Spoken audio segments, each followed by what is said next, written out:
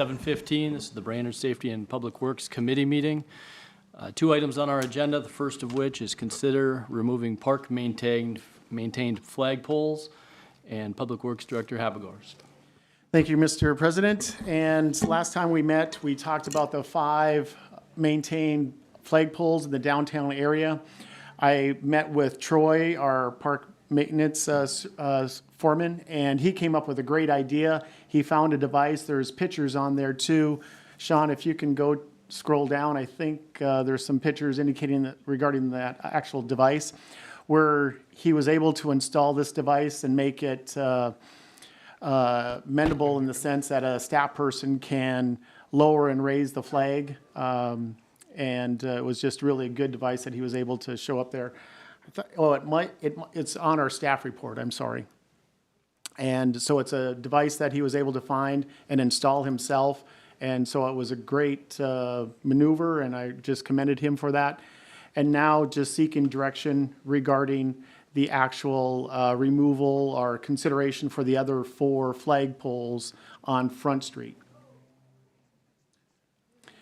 Mr. Chair. Yes. Mike, what flagpoles that you just said this device can assist with, which ones can that assist with? It could assist with, we could install this device on any pole to make it operational without a lift. So with this device, previously to this, we'd have to get a lift to lower and raise the flag.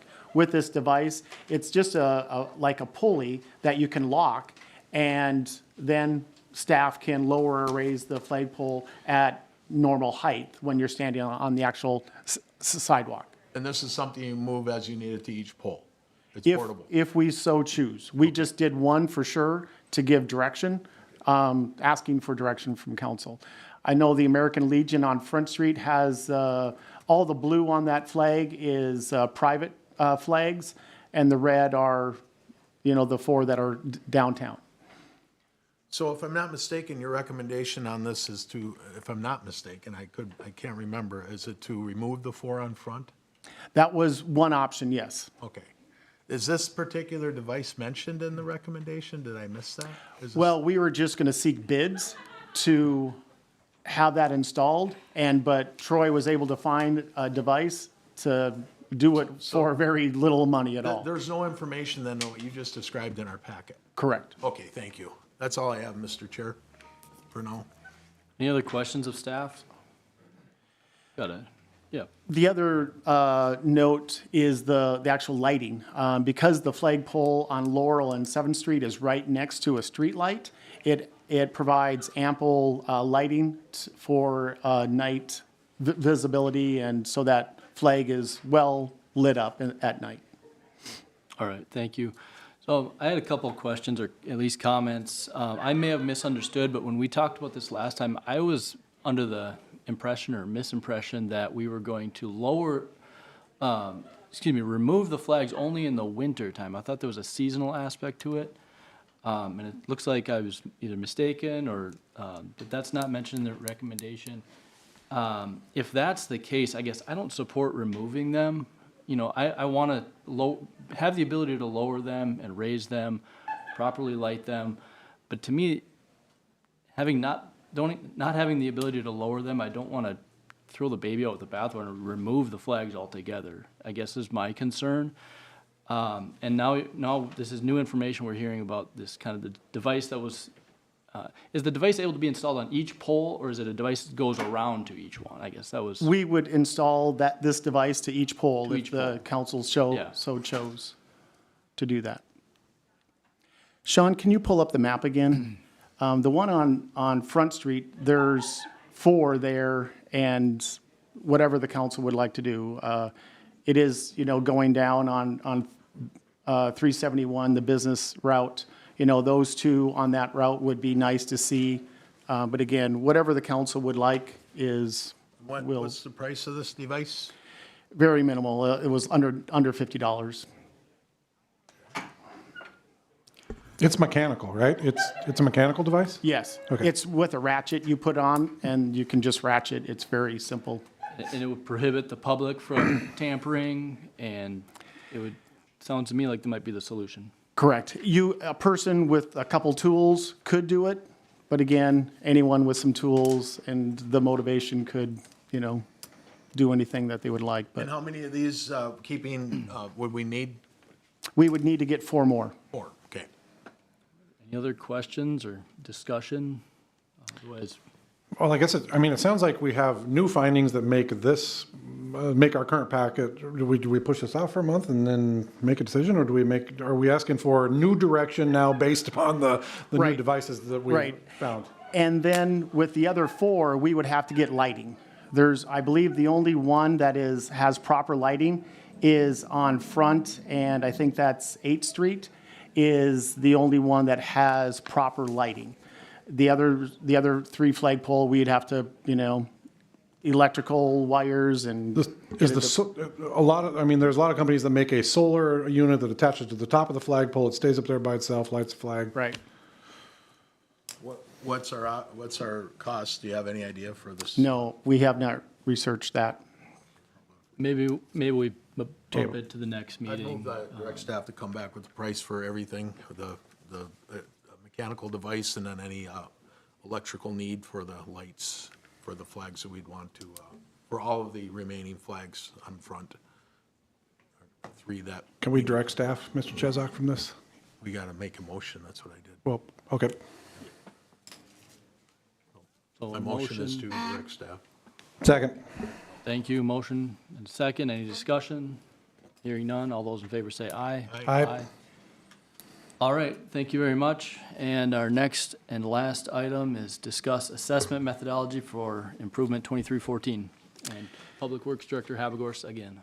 Thank you, Mr. President. This one, the council approved on 3/17 to move forward with the actual assessment. After further assessment and the consultant re-looking at that, there's an alley that we need to pave also. Well, only some properties touch that alley and other properties do not. So there's 2 different approaches that we could do. We could assess that alley and determine a price point, and then just assess those property owners on that, and then we could assess all the street and then assess those property owners on that. I'd like to turn over the mic a little bit to our city engineer, Jesse, and then he could discuss a little bit more in detail on the different options that we have. Jesse? Thank you, Mike. Thank you, Mr. Chair. So as Mike stated, kind of the difference here, normally we wouldn't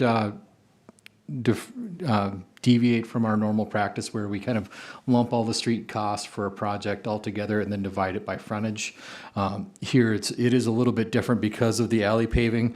The cost can be quite a bit more different because of the production rate. So that can factor into the cost of the assessment. So some of the folks that are on the side streets might be picking up a little bit more of the tab for the alley paving as compared to those folks that are just on the alley. So we just laid out a couple different options ahead of the improvement hearing, which isn't necessarily for the assessment specifically, but we know it does come up quite a bit during that improvement hearing. One would be to just continue as we normally do, lump all the street costs together and just divide it by frontage and move forward just as typical. The other option would be we could separate the bid items for alley paving versus street paving and then kind of divide out the assessment rate for the alley versus the street. It won't vastly change folks' assessments just because most of the frontage is in the alley, but it will make a little bit of a difference for those folks. But it's ultimately up to the council if they want to deviate from our typical practice on this one. So, any questions of staff or comments? I got perhaps maybe a combo question comment. So when we removed access to these homes on 6th Street, it now makes the only place they can get to their property is through the alley, right? Yes, sir. Okay, and then on the 3 east-west streets, how many homes would actually be assessed based on the street improvement on the north and south side of each of those streets? So on the very south end on Paul, there are 2 that would just get assessed for the alley frontage because they were assessed last year for Paul. There are 4 properties on Ronald that would have side yard deduction frontage on the Ronald side, on the street side, but would get the full assessment rate for the frontage on the alley. And then on Joseph, you would have the north parcel that would be full frontage on the Joseph side for this street paving. And then the 2 properties on the south would be split between the street and the alley. Okay, so there's a total of 2 homes then that have both alley and street assessments combined, or is there more? 6. 6, okay, I missed that. All right, that's all I wanted for now. Thank you. Other questions, comments? Real quick, just out of curiosity, what was the impetus for this? Did a citizen bring these concerns forward? How did this come about? And then a second follow-up I'll be asking is, you said the money difference wouldn't be much. Can you just give me just a little bit more on that? Staff wanted to bring this to the attention of the council before the improvement hearing. If we wanted to go a different direction, that we have some time to prepare some, say, documents or some exhibits for folks to be able to review at that hearing as well. So we wanted a little bit of time ahead of that for the council to review and give us some direction on. Okay. And like I said, most of the frontage is on the alley. So most of those people are already picking up the majority of the bill on this portion of the project.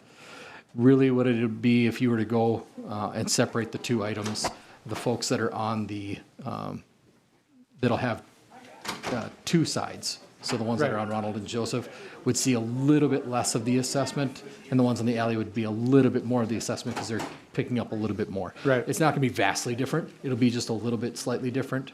Okay. Because the alley is picking up a higher But sorry, paving. Go ahead. but we've been using total project divided by frontage for a long, long time. Yes, sir. Yep. With the 3 minutes that we have left, so you anticipate additional costs on the alley portion of this improvement. Question before us, how do we want to handle the assessment? Do it as we have done, adhering to our policy, as you said, total project cost divided by project frontage, or another option, because of the additional costs to the, from the alley portion, assess that one, break that out separately, because the public benefit would primarily be served to those residents, so.